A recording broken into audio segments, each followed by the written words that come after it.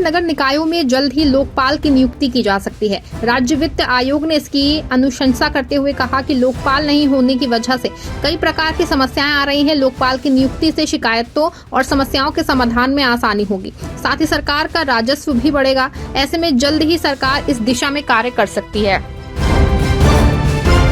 BJP नेता प्रवीण खंडेलवाल ने कहा कि चैत्र नवरात्रि पूरे देश के लिए बहुत महत्वपूर्ण है। इस दौरान मां दुर्गा के 9 रूपों की पूजा होती है। कुछ दिन बाद हनुमान जयंती भी इसी पखवाड़े में आएगी, इसीलिए ये पखवाड़ा सनातन के लिए बहुत इम्पोर्टेंट है। एक बार फिर आज से शुरू हो रहे चैत्र नवरात्रि और नए हिंदू वर्ष की सभी को बधाई।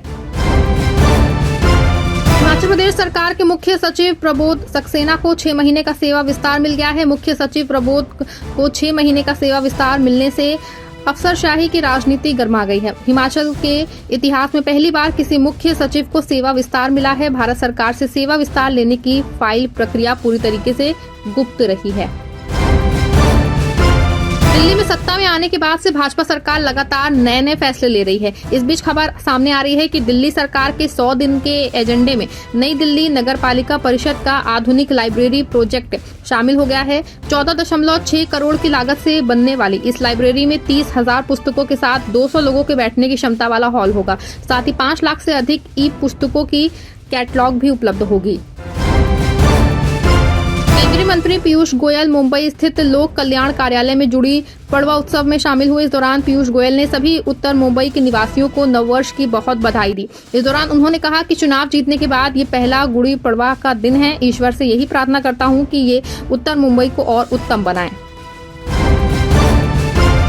अमित शाह इन दिनों बिहार को साधने में जुटे हुए हैं। इस बीच उन्होंने कार्यक्रम को संबोधित करते हुए अमित शाह ने कहा कि बीते 10 साल में मोदी सरकार ने देश के 60 करोड़ गरीबों के लिए काम किया है। मैं लालू यादव से पूछता हूं कि आपने गरीबों के लिए कुछ किया हो तो उसका खाका लेके आइए। उन्होंने कहा कि लालू यादव ने गरीबों के लिए कुछ नहीं किया है। पीएम मोदी ने गरीबों की मदद के लिए सहकारिता क्षेत्र में काम किया है। उत्तराखंड के लच्छीवाला टोल प्लाजा पे हुई दुर्घटना के विरोध में कांग्रेस ने आज प्रदर्शन किया। वहीं प्रदर्शन में उत्तराखंड के पूर्व सीएम हरीश रावत भी शामिल हुए। इसको लेकर कांग्रेस का कहना है कि ये टोल प्लाजा हाथी कॉरिडोर में बना है, जिससे अक्सर हाथी और अन्य जानवर आते हैं, इससे दुर्घटना हो रही है। ओडिशा में एक बार फिर से बड़ा रेल हादसा हुआ है। यहाँ कामाख्या एक्सप्रेस के 11 डिब्बे पटरी से उतर गए हैं। ये घटना पूर्वी तट रेलवे के खुर्दा मंडल में हुई है। सौभाग्य से इस हादसे में किसी की जान नहीं गई है और न ही कोई यात्री घायल हुआ है। घटनास्थल पर राहत और बचाव कार्य जारी है। मेडिकल टीम, एनडीआरएफ और फायर ब्रिगेड कर्मचारी रेस्क्यू ऑपरेशन में जुटे हुए हैं। ये सुनिश्चित करने के प्रयास किए जा रहे हैं कि फंसे हुए यात्री सुरक्षित रूप से अपने गंतव्य तक पहुंचे।